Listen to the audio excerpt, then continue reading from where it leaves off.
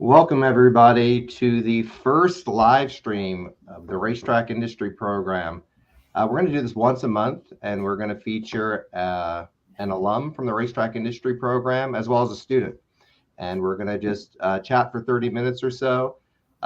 In this episode, we're going to talk about the racetrack program and Byron's experience here, and then get into Kentucky Derby. So we're honored to have Blood Horse News Editor Byron King with us, as well as RTIP student Eric DeCoster. Thank you for having me, Robert. Thank you. Thank you. So Byron and I went to school together. We were classmates. Can you tell us a little bit about how you got involved in the RTIP? Sure. I was at U of A from 1990 to 1994.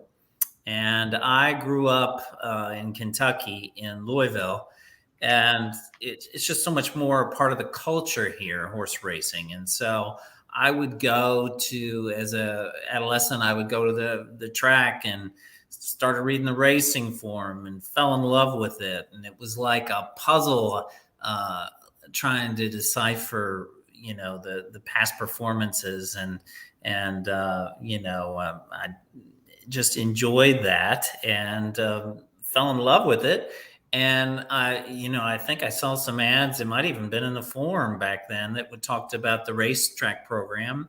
And at that time, the U of L one might have just been starting, or I don't quite remember. But I remember going out to visit Arizona, and it was like 75 degrees and palm trees and pretty girls, and I was off, man. I knew where I was going, so that was it.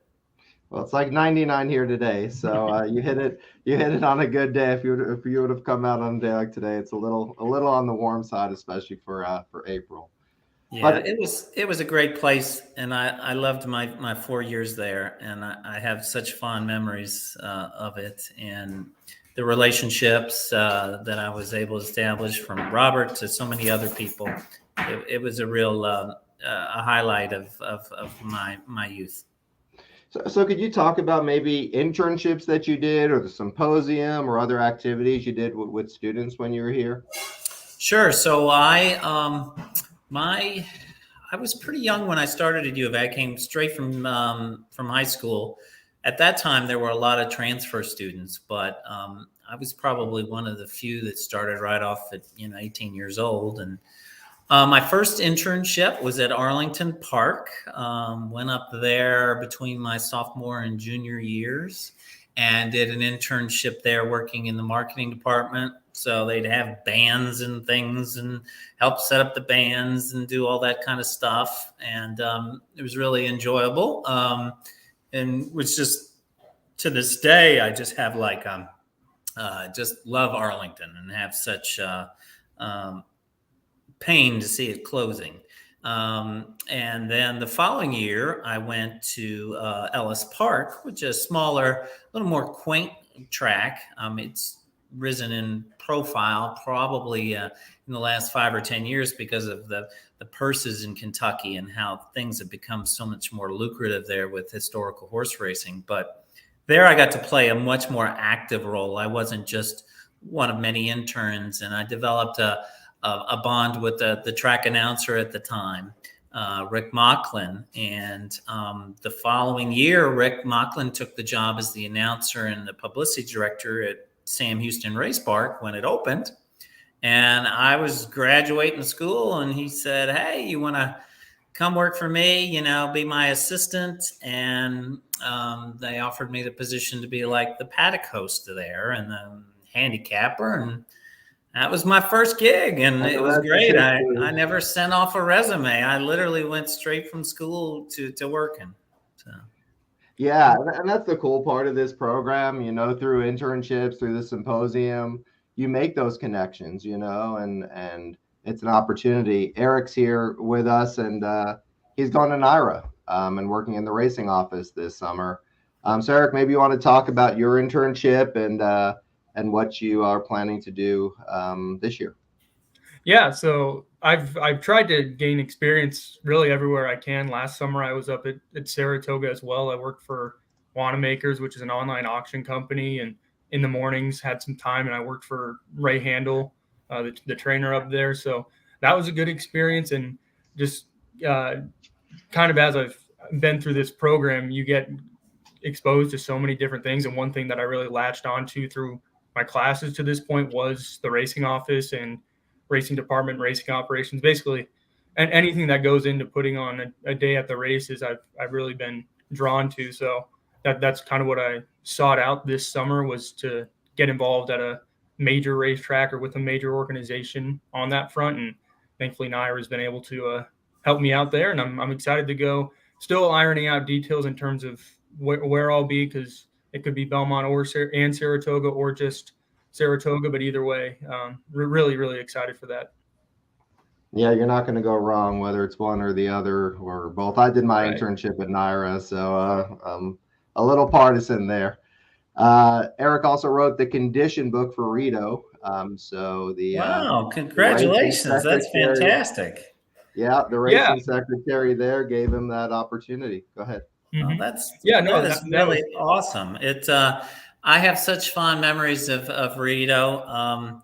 It was I punched tickets there, for like $30 a shift, and I think I lost about $30 a day gambling. It was a fun time, and it's great to see it from afar, to see how many U of A students it employs and that work there. And I know it has been the U of A program has been a great asset for Rito and vice versa.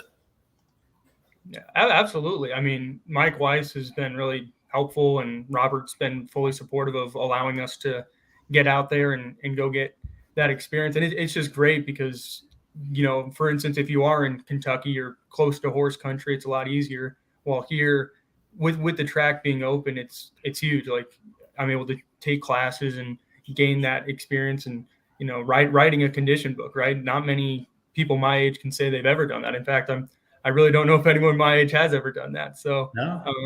It was a great experience, and you get to interact with the horsemen and do a lot of different things too. I chart called in the afternoons as well, and they had me go down to one of the county fairs and do that this past weekend as well. So once again, just the experiences I've been able to have through this program in a very short amount of time, I'd say, is absolutely insane. And it's just propelling me forward and forward, I think.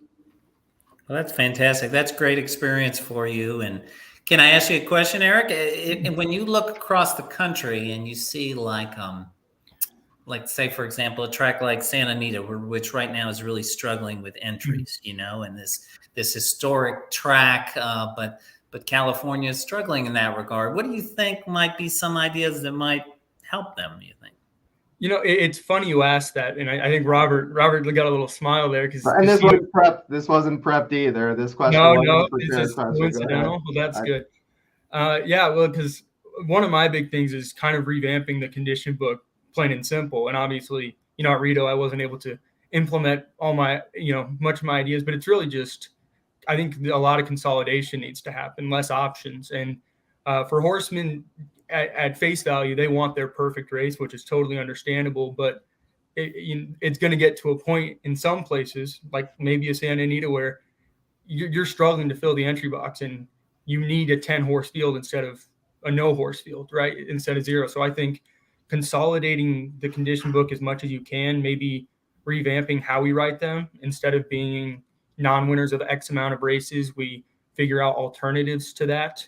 So on and so forth. I don't know. I have a lot of ideas on this front. Once again, Robert can fully attest to that. But I think that it really needs to start with the condition book and how it's been written, because it's getting to a point where it's getting a bit too complex while the foal crop is declining, and that's just things that can't exactly go on at the same time. Yeah, when I see it, Santa Anita is such a fantastic track, and it's one of the most beautiful tracks I've ever been to. But the abundance of 6-horse fields is a real challenge for them, and I know Chris Merce, the racing secretary there, has worked really hard to to try to get things up. And of course, the many California programs of the Ship and Winds and those kinds of things have been good at trying to get some new blood out there. But California is not an easy issue, but I certainly hope that they can get their numbers back up, because it's tough running 3 days a week, and it's tough when you have short fields. That's just not as lucrative an environment as I'm sure they'd wish. Definitely. Yeah. And one other thing I want to add is, I think, and they've started doing this, but less races per day. I mean, they do it over in most jurisdictions. They don't have more than 7 or 8 a day, and when you aren't able to get the field sizes up, it's not a bad thing if you're running less races in a day. I know handle wise you want to generate as much as you can, but it's not really going to matter when you're getting 100,000 in the win place show pool for one extra race, right? And even the fans, they don't want to spend their whole day at the racetrack. Most of them do a couple hours, and especially with little kids and stuff, they want to go home, right? They don't want to be there for 5 hours outside in the sun. So that's another thing. It shouldn't necessarily be a bad thing to run less races, and I'd love to see tracks start to be okay with that. So this is going to be Eric's Capstone Project for the 2023 symposium. So nice. He's nice. An eager beaver and is working on it a year and a half ahead of time. Yes. So he's pulling together a lot of data and really wants to make this presentation at symposium next year. And, it'll be kind of revolutionizing the condition book, and we can see if it gets any traction with the industry. Well, I would love to see your presentation. Those are fun times. I remember having to give back in our day, Robert. I don't really remember us having capstones, but I remember I did have to give a speech once to the harness tracks of America kind of thing, and harness racing wasn't exactly my area of focus, but one of the things I remember talking to them about was, the repetitive nature of mile racing for harness that I was encouraging them to try. They never really implemented that, but that was the way it was. But those were fun times. I remember just shaking, getting ready to give my little speech. So.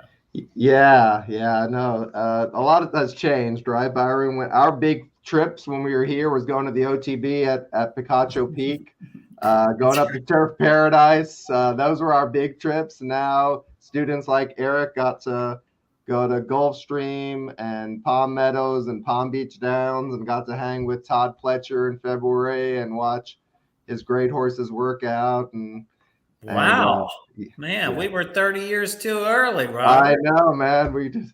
It's just it's an amazing opportunity these students have. I just hope that they recognize, this isn't happening to everybody out there. This program, is really giving them the opportunities, and they have to take advantage of it. We can only teach them so much and introduce them to so many people, but they need to take initiative, and guys like Eric and most of our other students really are taking the bull by the horns, and they're going to be great leaders in the industry. So we're excited for them. No doubt. I always loved the size of the racetrack program when I was out there. Of course, Arizona is such a huge school.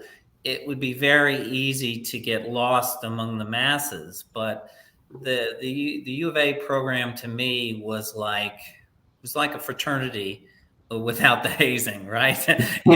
So it was really enjoyable. We did things as a group. We took trips, for fun. We'd go to Santa Anita, we go to Vegas, we go, we're all these great places, and it was. It's great to see that legacy continue. Yeah, we're going to be doing a Kentucky Derby fantasy draft here in the coming days. So, nice. That's nice. probably. I love that kind of stuff. That is like I play some fantasy horse racing with 2 or 3 leagues, and I have a great kick out of it. I don't do baseball and all that stuff, so I better do it with horses. So. Well, it's probably a good transition to get into this year's Derby just kind of go around between the two of you. Any kind of horses jump off the page? Anything that you kind of are seeing from a pace perspective? Any angles for the 2022 Derby? Eric, I'll let you start and I'll follow you. How's that? Sounds good. Well, starting with the pace, because that's big for me when I'm looking at races, especially the Derby. Yesterday, when Classic Causeway got thrown back into the mix, that definitely sped things up a bit, which totally is having me rethink some things in terms of how I'm looking at the race. It feels like a race where not only are you going to have a handful of speed horses that'll definitely want to be in front, but you're going to have a lot of horses that want to be riding behind them. You're going to have, 6 or 7 horses battling for 2, 3, or 4 key spots, and that obviously can get really messy. I know we don't have posts yet, but that's going to play a huge factor in addition to all that. So it's tough right now. In addition to how wide open this field seems to be, especially the last 2 years, it seemed like there were sure things, even though neither of them won. And now this year, it's just anybody's game, it feels like. It is. I agree. I think it is a contentious Derby, and it does seem to have an ample amount of speed. But one of the things that I've always been struck by in recent years was, sometimes, or at least in recent years, the speed has held up quite well, besides, Justify and Medina Spirit and whatnot. It has not necessarily been a bad place to be. I mean, even if you're going quick, the advantage is you're not having to navigate 19 of them in front of you.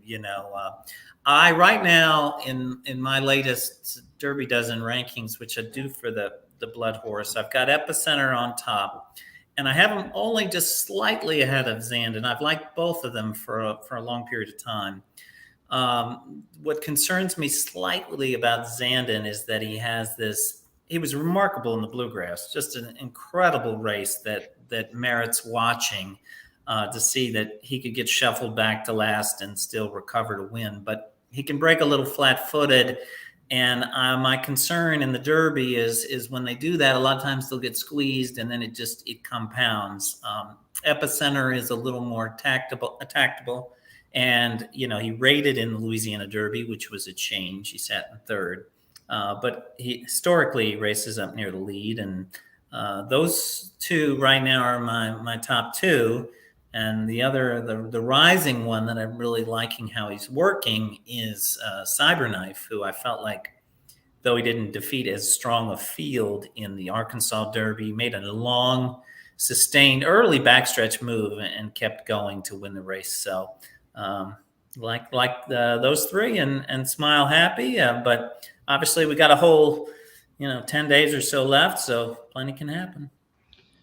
Yeah, so with you being so close to the buzz, is there any buzz yet? I mean, are you hearing anything, any whispers and any rumors? A lot of times they were a little bit too early, but usually 4 or 5 days before the race, somebody pops up as being this great phenom that looks amazing on the track, that might not have done a lot in his races, but now all of a sudden looks like a super horse. They usually don't do too well, mind you, but are you hearing anything like that, Byron?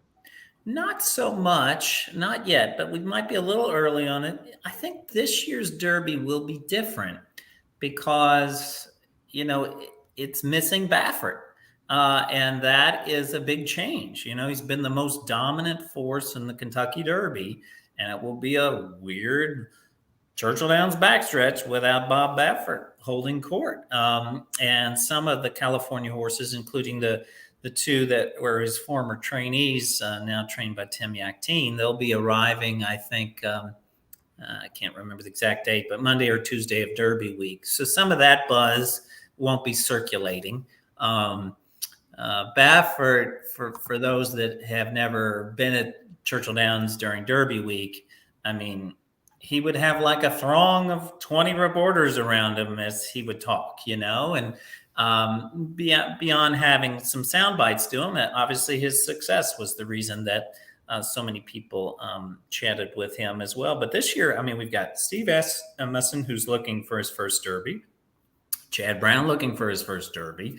There's a lot of people that haven't won a Derby before this year.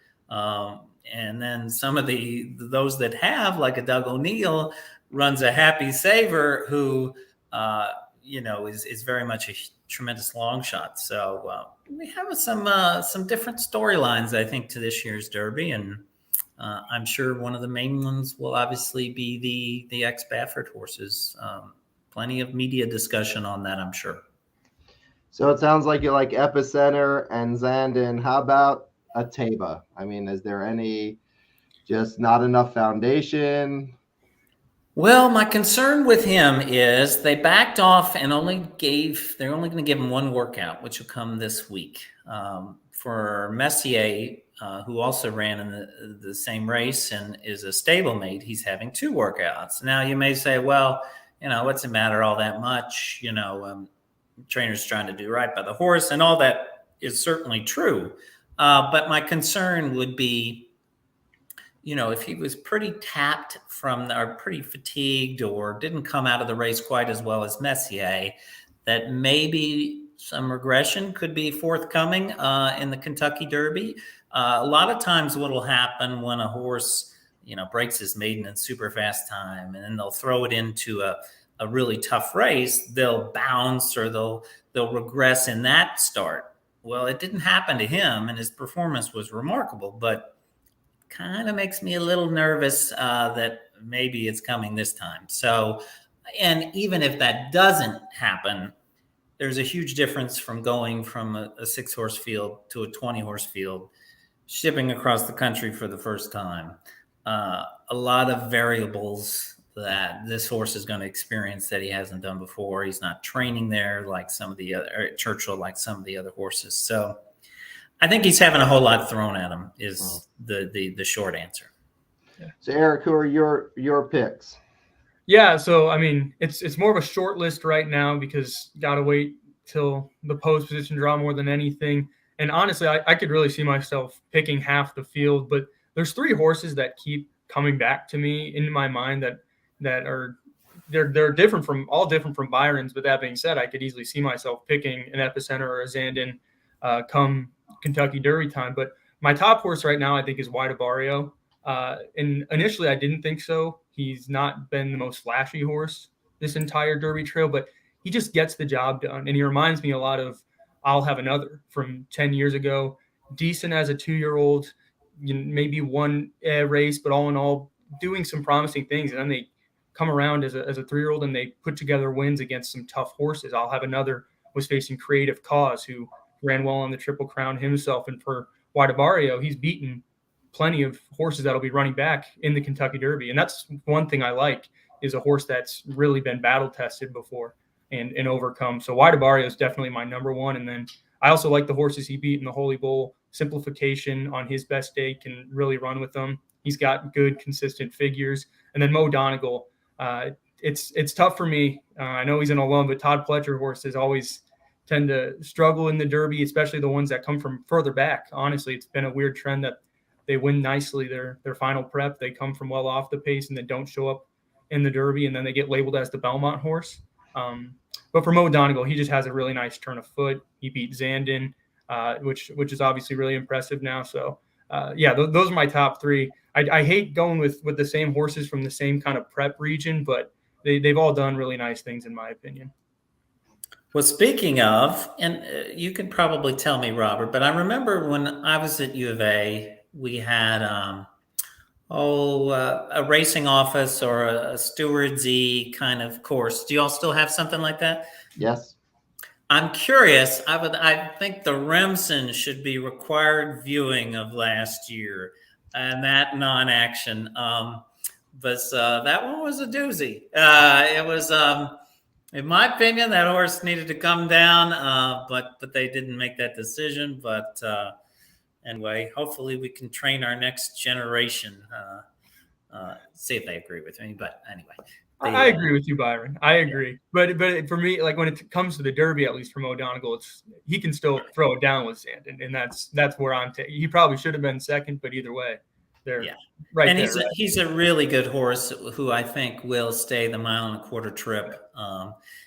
He looks like he should love a long stretch too at Churchill Downs, and he was compromised. As Eric mentioned, he was in the Holy Bull and he was third there in a very short stretch at Gulfstream Mile and 16th races that compromised him. So. Yeah. Yeah, my pick is Mo Donegal, just for a lot of the reasons that you guys talked about. That wood I thought was super impressive.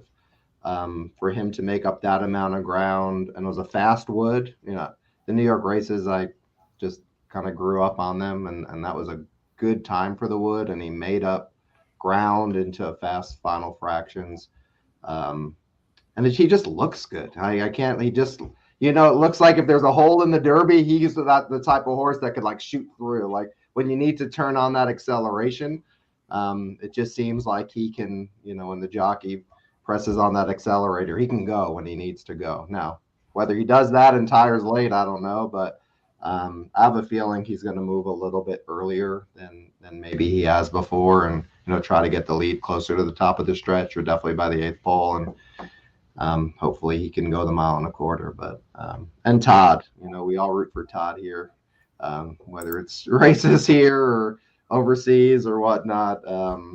Top is so generous with his time and hung out with the students when we were down there and took pictures, and he's a Hall of Famer, and his accomplishments in this game he was like one of those ones when the Hall of Fame pops up that you don't have to even think about it. It's automatic check mark. And, he's pulled off a couple Derby wins with Super Saver, and Always Dreaming, neither of whom were, tremendous standouts on those particular years, but they got it done. And then, of course, his many other wins, rags to riches in the Belmont Stakes, and which I think was his first Triple Crown win. But just tremendous trainer, tremendous. So looking forward to the rest of this year from our calendar, we have the symposium, which is running December 5th through 7th. Byron, I hope you can make it out this year. We are going to have a big alumni event at the Mountain Oyster Club. And for those of you who don't know what mountain oysters are, you can Google it and check out what those are. But we're going to have a big alumni event. Wendy Davis is going to help host this thing at the Mountain Oyster Club, which is wonderful. And we're trying to bring back all alum. So Byron, if you can get the word out to your network, and we'll be sending out emails shortly. And we have our first panel session organized for the symposium, which is going to be legendary voices. Tom Durkin, Trevor Denman, and Dave Johnson will be coming out to speak about announcing and their history. And it'll be, talk about Hall of Fame folks to get. So we're really looking forward to bringing the three of them together to share stories of their experience, their greatest race calls, their greatest memories. I think it'll be a panel not to forget. No doubt. And those announcers, wherever you go, always have great stories. And I remember as a young reporter interviewing Dave Johnson, and he was telling me one great story after another. And, one of which was he applied for a commercial, and they told him, we want you to sound like the guy that calls the Kentucky Derby. And at the time he did, and he thought, well, I'm a shoo-in for this. I'm the guy that calls the Kentucky Derby, and he didn't get the job. So we had some nice laughs about that. And anyway, but he's got some great stories. And of course, Tom Durkin and Trevor, two of the legends of the game. That'll be awesome. So I certainly hope to come back for the symposium, and was there in 2019 and really enjoyed it, and also did a tour at campus and saw U of A again, which was a lot of fun too. Yeah.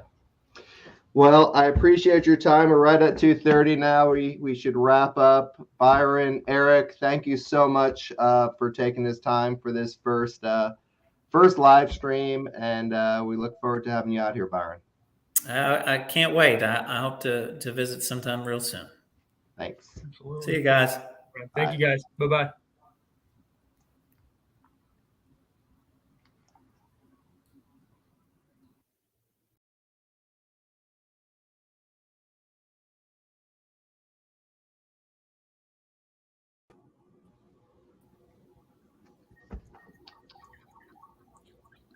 We all good?